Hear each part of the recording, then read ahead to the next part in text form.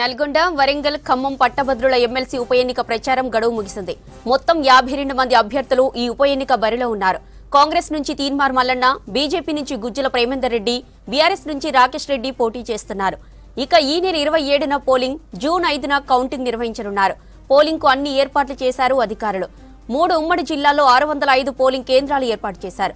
మొత్తం 4.63 లక్షల మంది గ్రాడ్యుయేట్లు ఓటు హక్కు వినియోగించుకోనున్నారు. ఉమ్మడి నల్గొండ జిల్లాలో ఎమ్మెల్సీ ఎన్నికల ఏర్పాట్లపై మరింత సమాచారం శేఖర్ అందిస్తారు. Shekhar, over to you.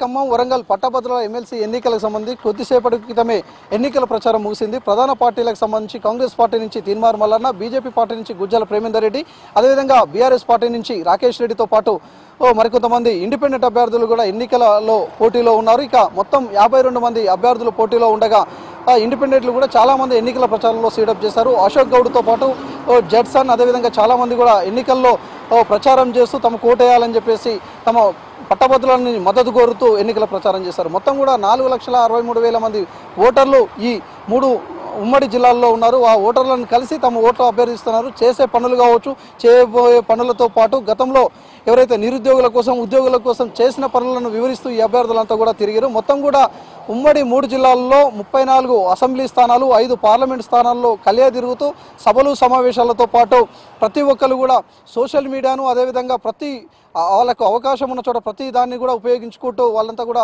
ఎన్నికల ప్రచారం చేసిన పరిస్థితి అయితే ఉన్నది. అయితే ఇప్పటికే ఎన్నికల ప్రచారంలో ఎవరైతే అభ్యర్థులు ఉన్నారో అభ్యర్థులతో పాటు వాళ్ళకి సంబంధించి రాష్ట్ర నేతలు, కేంద్రానికి సంబంధించిన నేతలతో పాటు జిల్లాకు సంబంధించిన నేతలు అందరూ కూడా ఎన్నికల ప్రచారంలో బిజీ అయ్యారు. ఇక 27వ తేదీ ఉదయం 8 గంటల నుంచి సాయంకాలం 4 గంటల వరకు ఓటింగ్ ప్రక్రియ జరుగుతుంది. దానికి సంబంధించి కూడా ఎక్కడ ఎలాంటి ఇబ్బంది కాకుండా అటు ఎన్నికల రిటర్నింగ్ అధికారులు, అదేవిధంగా జిల్లా కలెక్టర్లు, వివిధ జిల్లాలకు సంబంధించిన కలెక్టర్లు అన్ని ఏర్పాట్లను చేశారు. 3 ఉమ్మడి జిల్లాల్లో 605 పోలింగ్ కేంద్రాలను ఏర్పాటు చేశారు.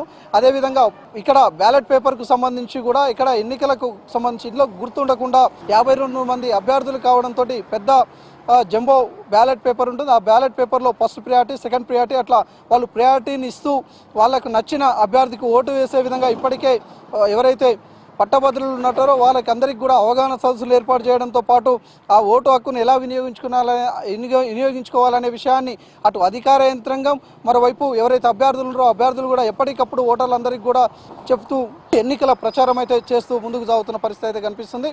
2021లో పల్లా రాజేశ్వర రెడ్డి ఇక్కడ ఎమ్మెల్సీగా పోటీ చేసి గెలుపొందాడు. తర్వాత సెకండ్ ప్లేస్లో తీన్మార్ మల్లన్న ఉండేది. కానీ జనగామ ఎమ్మెల్యేగా పల్లా రాజేశ్వర రెడ్డి గెలవడంతో తన రాజీనామా చేశాడు ఎమ్మెల్సీ పదవికి. దాంతో ఈ ఉప ఎన్నికలు వచ్చాయి. ఈ ఉప ఎన్నికలకు సంబంధించి కూడా 3 ఉమ్మడి జిల్లాలకు సంబంధించి నల్గొండ, ఖమ్మం, వరంగల్ జిల్లాలకు సంబంధించి ఇప్పటికే ఎన్నికల ప్రచారం అయితే ముగిసింది. ఇక 27వ తేదీ ఎల్లుండి జరగబోయే ఓటింగ్ ప్రక్రియకు సంబంధించి కూడా అన్ని ఏర్పాట్లను అధికార యంత్రాంగం కూడా చేసింది.